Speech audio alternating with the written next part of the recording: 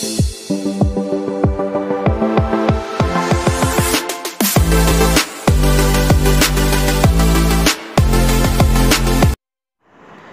दोस्तों, welcome to my YouTube channel. मैं हूं आपका होस्ट सुरेंद्र। आइए आज मैं आपसे कुछ अलग तरह की बातें करना चाहता हूं। देखिए, अभी सब जगह कोरोना वायरस फैला हुआ है। साथ में एक नई बीमारी ने जन्म लिया है जिसका नाम है काला फफूंद, या उसे इंग्लिश में कहते हैं ब्लैक फंगस, जिसे सरकार ने नाम दिया है म्यूकरमाइकोसिस। एक्चुअली बीमारी अभी तक देखने में, कुछ मेरे फ्रेंड्स हैं जो हॉस्पिटल में वगैरह में काम करते हैं और कुछ हमारे कलीग्स डॉक्टर पर मेरे पहचान भी हैं, वो कुछ मुझे उनसे कुछ पूछने में मुझे पता चला है कि ये बीमारी नाक में पहले जाती है, फिर आँख में जाती है और फिर दिमाग में जाती है, और बहुत ही ख़तरनाक बीमारी है। कब ठीक होगा, कैसे ठीक होगा, कुछ पता नहीं। और अक्सर ये बीमारी उन लोगों को हो रहा है जिनको पहले से कोरोना से ठीक होकर जो वापस लौटे हैं और 1-2 हफ्ते बाद उनको होना शुरू हो रहा है। सरकार ने भी इसके लिए कुछ योजना या सब शेयर करने के लिए कुछ बातें जारी की हैं। कोविड-19 संक्रमण के उपरांत ब्लैक फंगस या म्यूकरमाइकोसिस जो चेहरे से नाक में, साइनस, आँख या दिमाग में फैलकर उनको नष्ट कर देती है।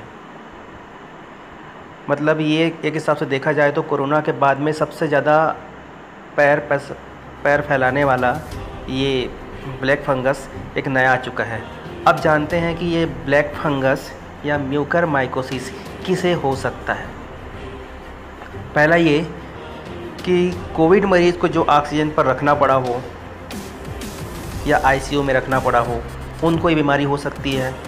या जिन डॉक्टर को कोरोना होने के उपरांत खूब सारा स्टेरॉइड दवा दी गई हो, जैसे कि डेक्सामेथासोन, मिथाइल प्रेडनिसोलोन, इस तरह की कोई स्टेरॉइड जिसमें मिली होती है, इस तरह की दवा ली गई हो कोरोना को ठीक करने के लिए, ऐसा हो सकता है। तीसरा ये, जिनका शुगर हो, जिन पेशेंट को शुगर की प्रॉब्लम हो और वो पहले से नियंत्रण नहीं हो रहा हो, अनबैलेंस रहता हो, उनको हो सकता है। या जिन्होंने कुछ मेजर ऑपरेशंस कराए हैं, जैसे कि कैंसर, किडनी ट्रांसप्लांट, इस तरह की कुछ चीज़ें कराए हैं या उनकी दवा चल रही है, इनको ज़्यादा घातक पहुंचा सकता है।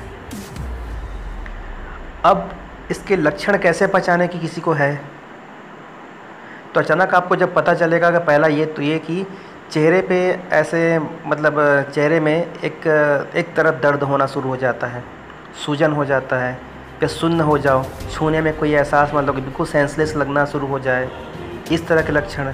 दूसरा, या तो दांत में दर्द हो, दांत हिलने लगे, चबाने में दर्द हो, या फिर उल्टी या खांसने में, बलगम में खून आए।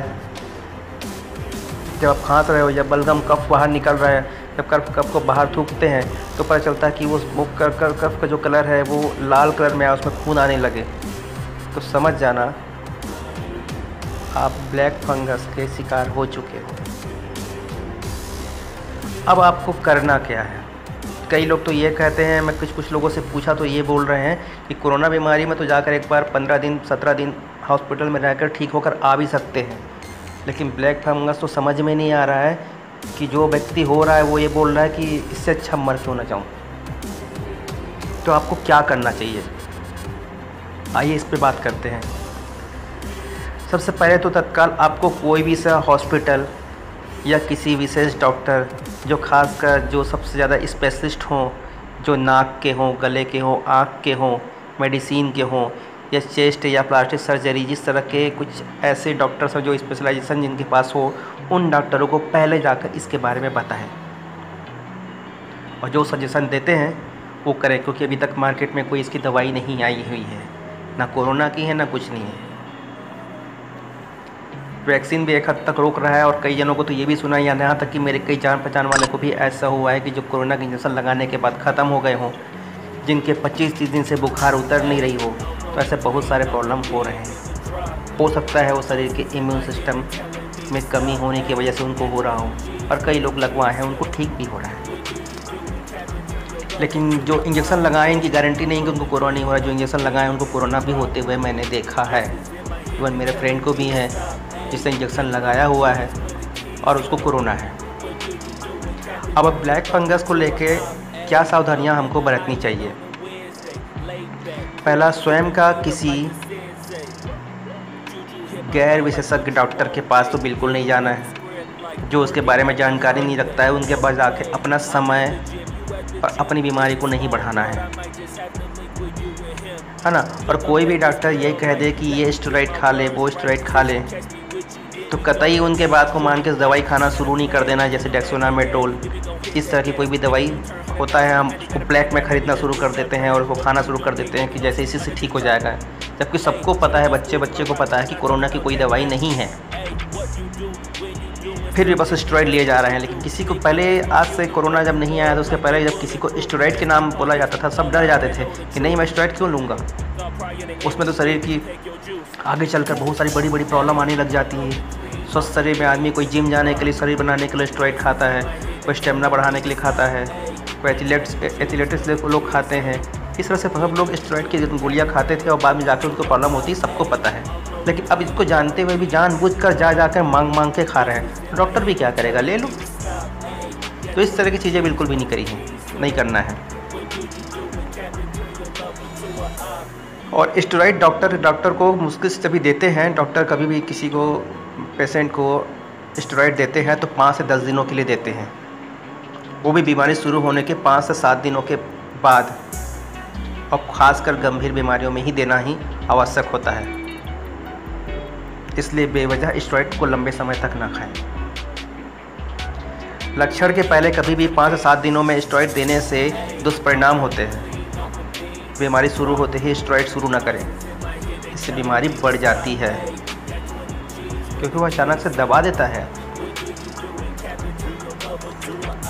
कभी भी इलाज शुरू करने के पहले जो भी दवाइयाँ आप डॉक्टर से ले रहे हैं, उनसे डॉक्टर से एक बार ज़रूर पूछें कि क्या इसमें स्टेरॉइड तो नहीं मिली हुई है, और मिली हुई है तो उसे क्यों दे रहा है। अभी तो आपकी शुरुआत है, गंभीर बीमारी बनी नहीं है, तो अभी से स्टेरॉइड क्यों। मैं आपसे रिक्वेस्ट करता हूँ, घर पे रहें, मास्क लगाएं, सैनिटाइज़र का यूज़ करें, और जो कोरोना पेशेंट जो ठीक होकर आ चुके हैं वो और ज़्यादा अपने इम्यून सिस्टम को बढ़ाएं और अपनी केयर करें।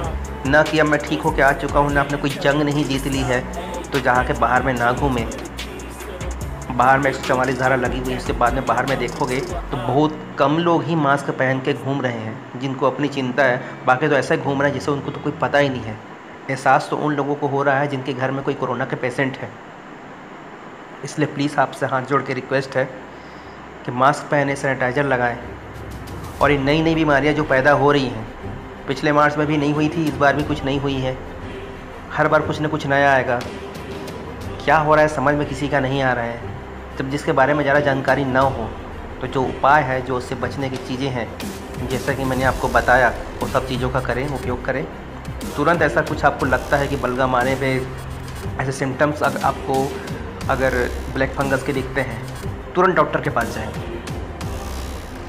वरना कहीं डॉक्टर तो ये भी बता रहे हैं कि 2 से 3 दिन के अंदर में उसकी मौत हो जा रही है। तो इस बात का ख्याल रखें और इससे बचें, और अपने अपने परिवार की रक्षा करें। क्योंकि हम तो सोचते हैं ना कि हमको तो हम ठीक होकर आ गए, हमको कुछ नहीं होने वाला। हमारे साथ हमारे परिवार की ज़िंदगी भी जुड़ी होती है, हमें देखकर वो जीते हैं। वो कितना कमाता है, क्या करता है, उससे मतलब नहीं होता। प्यार बहुत करते हैं परिवार वाले, तो कम से कम उनके लिए अपने आप को सेफ रखें। धन्यवाद। और कोई जानकारी हो तो मुझे कमेंट करें, मैं जो हो सके मैं आपको बताऊंगा। अगर मुझे जानकारी नहीं होगी तो मैं डिटेल निकाल कर उसके बारे में बताऊंगा। आप सबका थैंक यू।